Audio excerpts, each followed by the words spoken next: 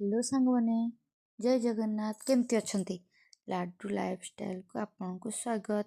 ଇଏ ସନ୍ଧ୍ୟାବେଳର, ଆପଣଙ୍କୁ ତ ସକାଳର ମୋର ମର୍ଣ୍ଣିଂ ରୁଟିନ୍ ଦେଖେଇଥିଲି। ଇଏ ହେଉଛି ସନ୍ଧ୍ୟାବେଳେ ତ ଆମ ସମସ୍ତଙ୍କର କାମ। ଇଏ କାହିଁକି ମୁଁ କହିବି ମୋର କାମ।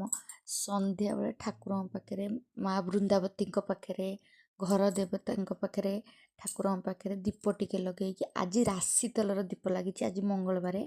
ଦୀପ ଠାକୁରଙ୍କ ପାଖରେ ଲଗେଇ ଟିକେ ଝୁଣା ଟିକେ ବୁଲେଇ ଦେଇଥିଲି ଠାକୁରଙ୍କ ପାଖରେ। ମଙ୍ଗଳବାର ନା, ଝୁଣା ଟିକେ ବୁଲେଇ ଦେଇଥିଲି ଠାକୁରଙ୍କ ପାଖରେ।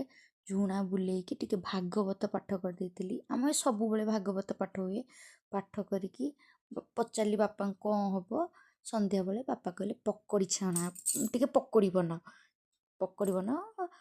ଇଏ ବନ୍ଧାକୋବି ପିଆଜର ପକୋଡ଼ି। ସନ୍ଧ୍ୟାବେଳେ ତ ଏଇ ପକୋଡ଼ି ତ ଟିକେ ଏମିତି ଟୁକୁରୁ ମୁକୁରୁ ଟିକେ ଖାଇବା ନିହାତି ଦରକାର ପଡ଼ୁଛି, ଆପଣ ତ ଜାଣିପାରୁଥିବେ। ଆଉ କ'ଣ କହିବି, ସନ୍ଧ୍ୟାବେଳେ ଏସବୁ ଟିକେ ଟୁକୁରୁ ମୁକୁରୁ ନହେଲେ ହେବନି। ତାପରେ ସନ୍ଧ୍ୟାବେଳେ ଟିକେ ପକୋଡ଼ି ଛଣାଛଣି କରିକି ଖାଇ ଦେଇଥିଲୁ ହେଲା। ଚାହା ସହିତ ପକୋଡ଼ି ମସ୍ତ ହେଲା।